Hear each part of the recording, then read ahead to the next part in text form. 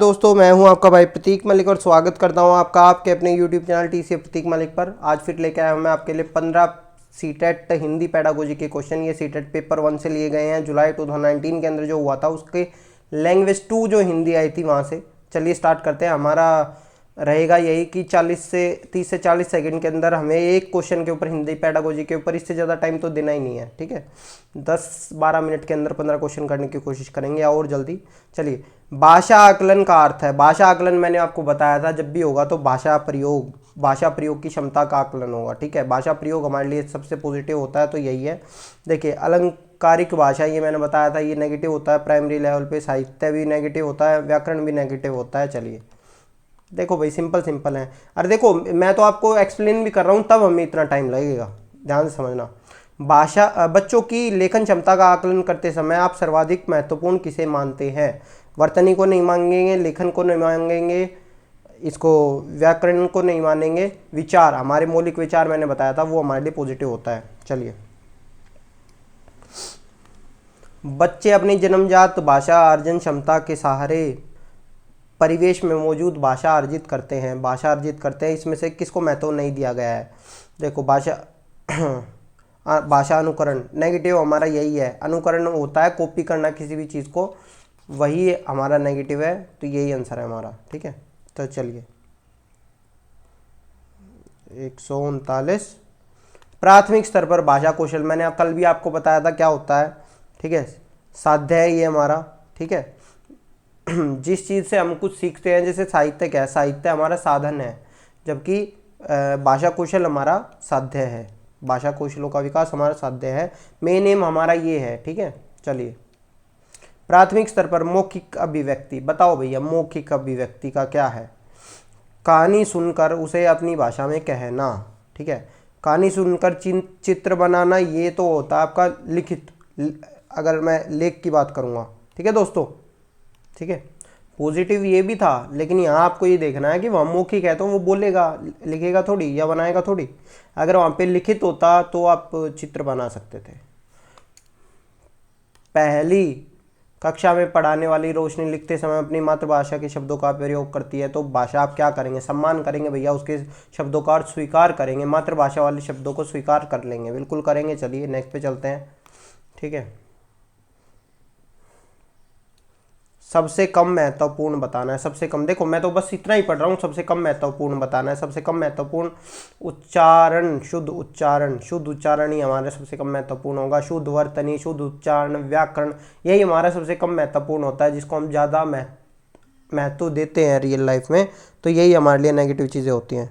ठीक है, चलिए नेक्स्ट पे चलते हैं।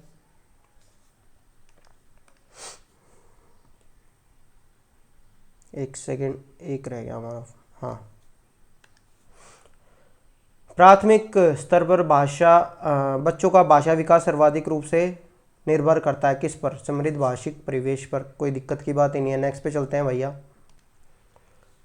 भैया लिखने से संबंधित, अगर आपने सीडीपी मेरे से कर रखी है तो मैंने आपको उसके अंदर बताया था लिखने से संबंधित क्या होता है, डिस्ग्राफिया होता है। ठीक है, चलिए नेक्स्ट पे चलते हैं। दिक्कत जिसको होती है, प्राथमिक स्तर पर भाषा शिक्षण का उद्देश्य, भाषा शिक्षण का उद्देश्य क्या है? अब समझो, दोहराना मात्र है, गलत है भैया ये तो।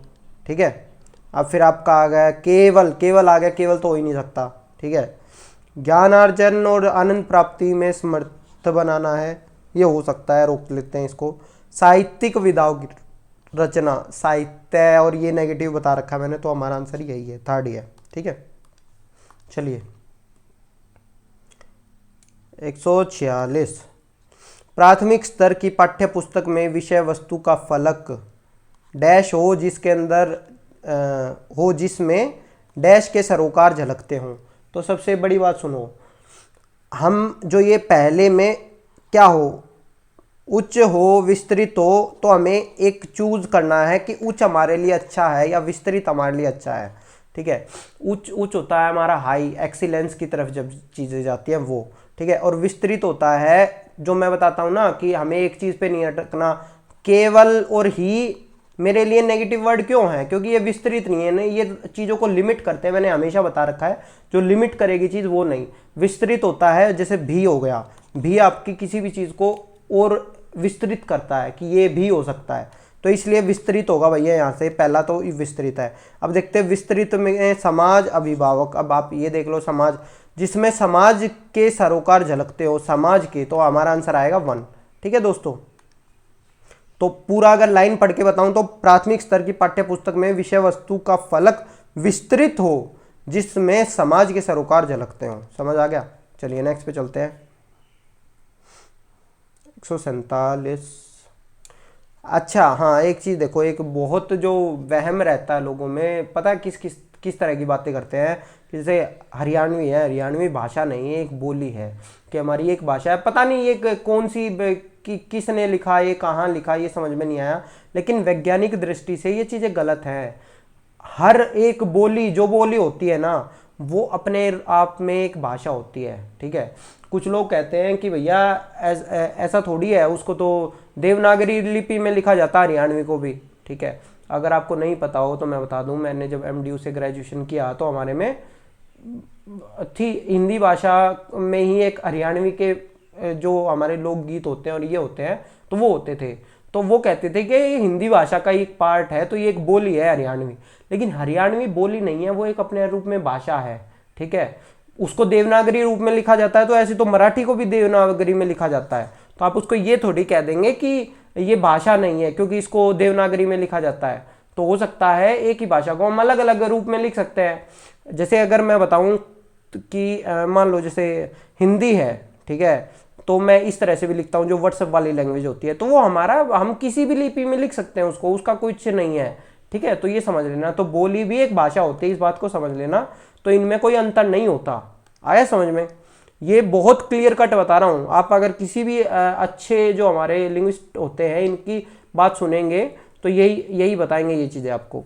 ठीक है, बहुभाषिकता हमारी भी है, देखो भी में चुनौती आएगा, पहचान आएगा, समस्या आएगा, विडंबना आएगा। देखो ये सारी चीजें नेगेटिव है, चुनौती, समस्या और विडंबना। पहचान हमारी पॉजिटिव वर्ड है। ठीक है, बहुभाषिकता हमारी पहचान है, तो आंसर यही आ गया। चलिए ठीक है, नेक्स्ट पे चलते हैं। एक 3 साल की बच्ची 3 साल के बच्चे किसी भी ऐसे विषय पर अच्छी तरह से बातचीत की जा सकती है जो उसके डैश के दायरे में आता हो। तो कौन से दायरे में? संज्ञानात्मक। जिस तरह का उसका मेंटल लेवल होता है, कोग्निटिव लेवल होता है, उसके हिसाब से हम उससे बात कर सकते हैं 3 साल के बच्चे से। समझ आ गया? भौगोलिक ये कोई दायरे ही नहीं होते, भौगोलिक, विद्यालयी, भावात्मक। ठीक है, चलिए अब आता है, विश्व की सभी भाषाएं थोड़े से फेरबदल से एक ही लिपि में लिखी जा सकते हैं। देखो जो मैंने आपको बताया था, थोड़े से फेरबदल से एक ही लिपि में लिखी जा सकते हैं। यह क्या है? यह पूर्ण रूप से सही है। जो आप कहते हैं ना कि हिंदी कौन सी लिपि में लिखी जाती है? देवनागरी में लिखी जाती है, पंजाबी गुरुमुखी में लिखी जाती है, उर्दू फारसी में लिखी जाती है। मतलब ये आपका अलग अलग रहता है आपका। ठीक है, तो भैया ऐसा नहीं है। आज के टाइम पे आप किसी भी चीज़ को किसी में भी लिख लो। ठीक है, अब मैंने मान लो ये लिख दिया, ये क्या है? ये लड़का लिख दिया मैंने, ये कौन सी है? ये मैंने रोमन में लिख दिया। आ गया, समझ रहे हो आप? तो बस आपका हो गया। ठीक है, जो आपका इंग्लिश की लिपि है उसके अंदर लिख दिया। चलिए धन्यवाद दोस्तों, आपको ये वीडियो पसंद आया होगा। आई होप आपको अगर पसंद आया हो तो इस पर आप कमेंट करके ज़रूर बताएंगे। और एक और चीज़, कुछ लोग ये कह रहे हैं कि सीटेट का एडमिट कार्ड आने वाला है, ये होने वाला है, तो भैया रुक जाओ, 2 दिन में सब क्लियर हो जाएगा। खुद वो लोग अपनी बात से पलटेंगे, दिखा दूंगा मैं आपको। ठीक है, धन्यवाद।